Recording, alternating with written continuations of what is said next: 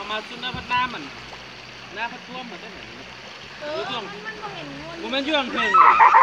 อยู่บอลนี่แหละปีนมาให้แม่ได้ไหม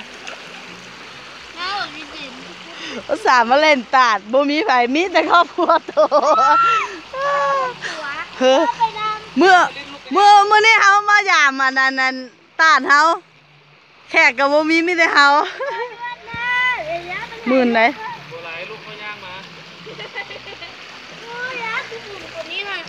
เอาเจ้าก็จะเหยียบบอลมันเลิกทั้งตัวย่างไปโลดใส่เกือบมันบ่หมื่นดอกโอ้นางตากฝนนี่วะแถวนี้น้ำมันไหลแห้งเลยพ่อไปเท้าใส่จะไปกูมาฮันเดนลูกนะอ๋อย่างเองเนี่ย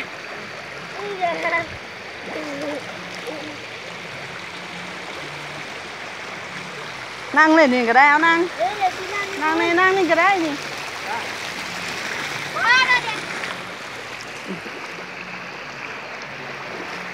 ไป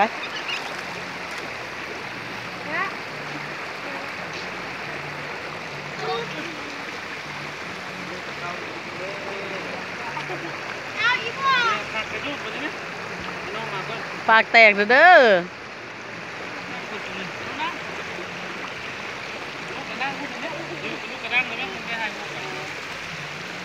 พอที่น้ำมันไหลมันงามแล้วงามจะได้ต้องเป็นนี่